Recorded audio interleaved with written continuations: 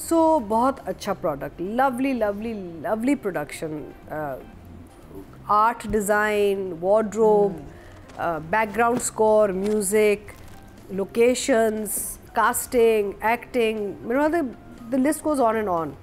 I am really enjoying it. अच्छा, यहाँ पे सिर्फ एक ये सवाल मैं ज़रूर उठाऊंगी कि आपको पता है ना कि एक और फरार बना था ड्रामा मेरीन जबार वाला, तो I am a little worried कि ये दो यहाँ पे ना पाकिस्तान में हम टाइटल कॉपीराइट नहीं करते, तो अक्सर ये होता है कि बार बार वो टाइटल आता है तो फिर लोग कंफ्यूज हो जाते हैं.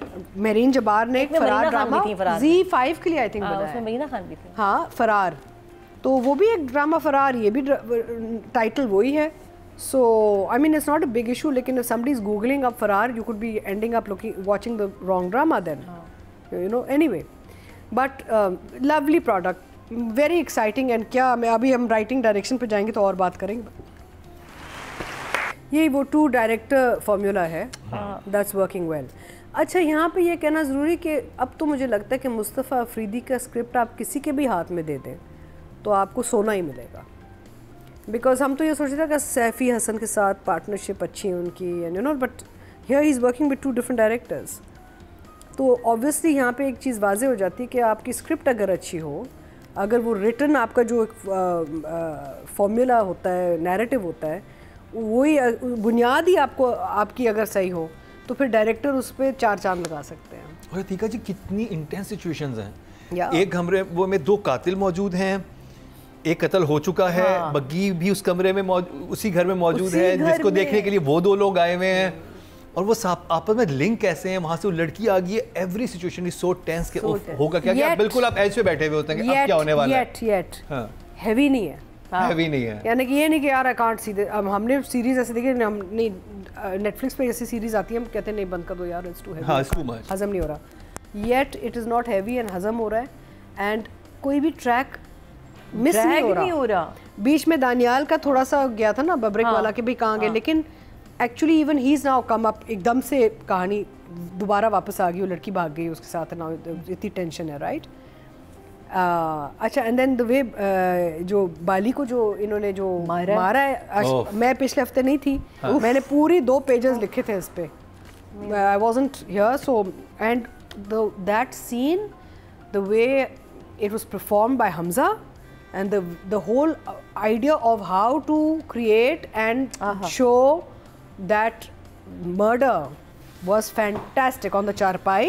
और वो विलेज वाली फीलिंग नहीं, and throughout आपको एक फीलिंग थी कि यार रुक जाओ मुड़ के देख लो, गलत आदमी है चारपाई पे, गलत आदमी, तुम गलत आदमी को मार रहे हो चारपाई पे, you know. He doesn't know it's him. No, he knows it's him. No, he was supposed to, he was supposed to kill the other friend. नहीं, ये तो ऐसा नहीं लगा. Yes, he was supposed to kill me. ये तो देख के आराम तो हुआ है. तभी तो फराज को थोड़ी मारना था, फराज को तो वो मारने लेके गया होता है. नहीं, फराज को बचा रहा होता है.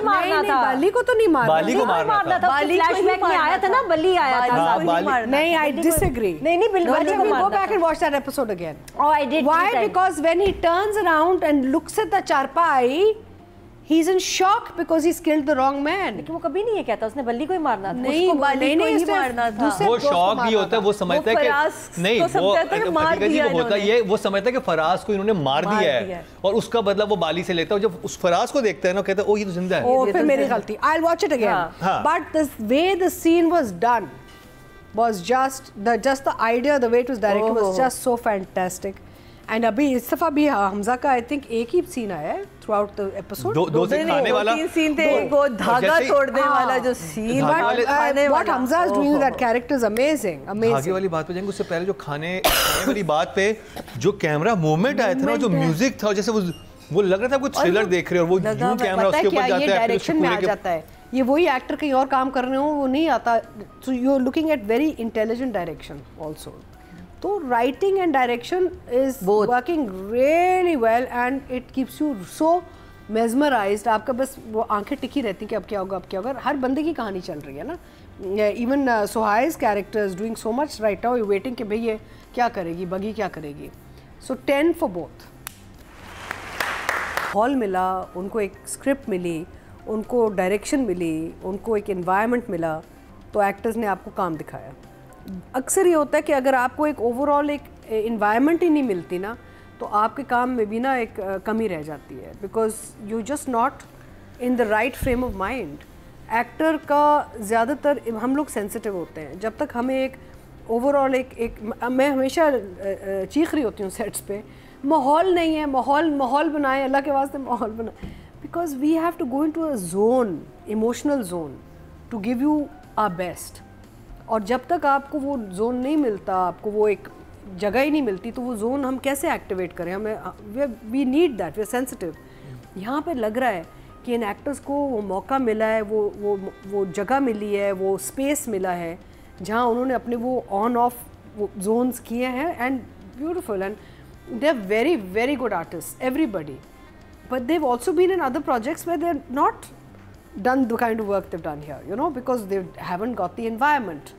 So script and direction and everything, I think everything, the whole overall you can tell, आपको पता चल जाता है प्रोजेक्ट के हवाले से कि यार यहाँ पे एटलीस्ट हमें तो मुझे तो पता चला। फरहान जैसे ड्रामे हमारे कहाँ बनते हैं जो इस तरह के होंगे, जैसे थ्रिलर हो? नहीं, not only, it's not just about Farhan, it's other projects also, बहुत मुख्तलिफ दूसरे भी। आपको इमीडिएटली एटलीस्ट मुझे तो पता है कि यार यहाँ पे ना ये एक्टर को मौका मिला था, और I guess because I am an actor, so यहाँ मुझे लगता है नहीं ये ना अब ये पेल रहे हैं बिकॉज यहाँ पे कोई गड़बड़ हुई है, तो हम तो आई तो pick up very fast, and I am sure all other fellow actors do also, but इसमें एवरीबडी इज सुपर, यानी कि कहीं भी कोई भी ऐसा एक्टर नहीं है जो आप कहें कि यार इन्होंने हल्का काम किया। इवन शकूरे की जो वाइफ थी वो जब उठती हैं, she was so good, everybody. So again माहौल, वो जो लड़की दानियाल के साथ हैं, मुझे उनका नाम, इन्होंने रीडिंग्स की होंगी शायद, या सेट पे एक इन्वायरमेंट ऐसा था जहाँ पे sort of बड़े बारीकी से काम करवाया गया है, यू नो।